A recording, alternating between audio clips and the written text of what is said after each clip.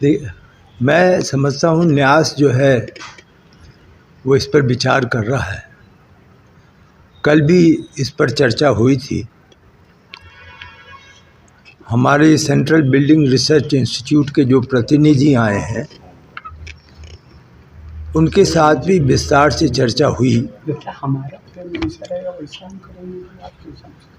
कुछ वहाँ की व्यवस्था के बारे में भी न्यास विचार कर रहा है, जैसे ऊपर चढ़ने के लिए सीढ़ियों पर रेलिंग की व्यवस्था कैसी हो, कितनी लाइनें हों, किस प्रकार से कोई यदि एक दिशा में उत्तर या दक्षिण दिशा में अपनी चीज़ें अपनी वस्तुएं रख कर के ऊपर जाता है तो वह वापस कैसे आकर के उसे लेगा। ये सब प्रशासनिक विषय हैं जो न्यास में श्री चंपत राय जी के स्तर पर विचाराधीन है। मेरा अनुमान है कि 1 सप्ताह से 10 दिन के अंदर श्रद्धालुओं को दर्शन की सुविधा मिल जाएगी।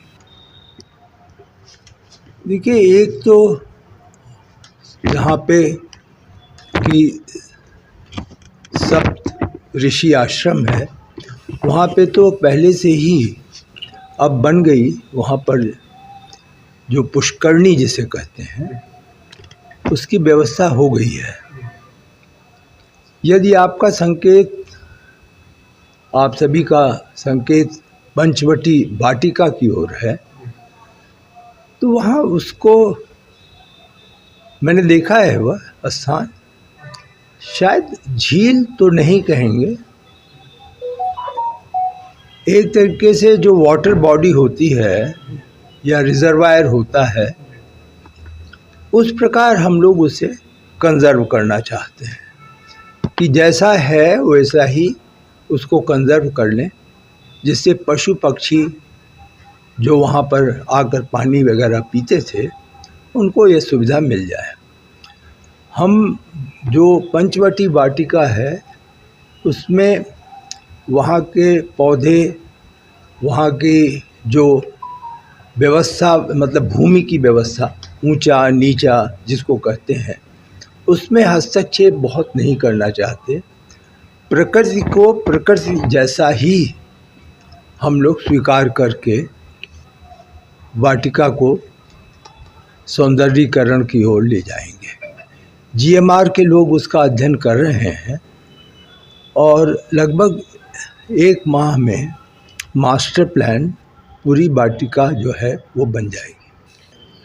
कि भूतल पे रामलला हैं, भगवान रामलला, और प्रथम तल पे उनका पूरा परिवार या राम दरबार और उनके सेवक हनुमान जी हैं, और दूसरी तल पे केवल गर्भगृह में ऐसे ग्रंथ जो अपने परिभाषा में रेयर कहलाएंगे और जो भगवान राम से संबंधित होंगे, उसकी उपलब्धि जो भी मिलती है उसको वहाँ पर रखा जाएगा। तो इस प्रकार से सभी तलों का जो है वो कैसे सदुपयोग होगा उसका निर्णय हो चुका। भारत सरकार की बहुत संस्थाएं हैं जिन्होंने कि सहयोग दिया है। ऐसे तो आप जानते हैं आईआईटी भी केंद्रीय सरकार के नियंत्रण में है। आप जानते हैं सेंट्रल बिल्डिंग रिसर्च इंस्टीट्यूट केंद्रीय सरकार के नियंत्रण में है। आप जानते हैं नेशनल रॉक मैकेनिक्स जो मैसूर की, जिन्होंने पत्थरों का प्रमाणीकरण किया, वह केंद्रीय व्यवस्था है। एएसआई के लोग वर्तमान में आज आए हुए हैं और वह देखना चाहते हैं कि जो पुराना मंदिर, जो अस्थायी मंदिर है, उसको किस प्रकार से हम कंजर्व करेंगे, किस प्रकार से लोगों को पिछले 500 वर्ष का इतिहास हम बता पाएंगे। तो जो वहाँ मंदिर छोटा जहाँ आप सब ने भगवान का दर्शन किया है, उसके कंजर्वेशन का कार्य आज एएसआई देखने आए हैं, वह सहायता देंगे। अनेक मंत्रालयों ने भी सहायता दी है, भिन्न भिन्न प्रकार से। रेल मंत्रालय ने, जो लोहा का विभाग है उन्होंने, जो ब्रॉन्ज का विभाग है उन्होंने, यहाँ तक कि रक्षा मंत्रालय की एक संस्था है मिडानी, जो धातु मिश्रण का निर्माण करती है, उसके माध्यम से हम लोग टाइटेनियम की जाली बनवा रहे हैं।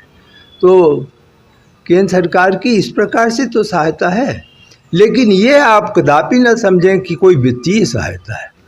जो भी निर्माण या जो भी सहायता की जा रही है, उसका जो भी एक तरीके से व्यय है, पूरी तरीके से वह भुगतान ट्रस्ट कर रहा है।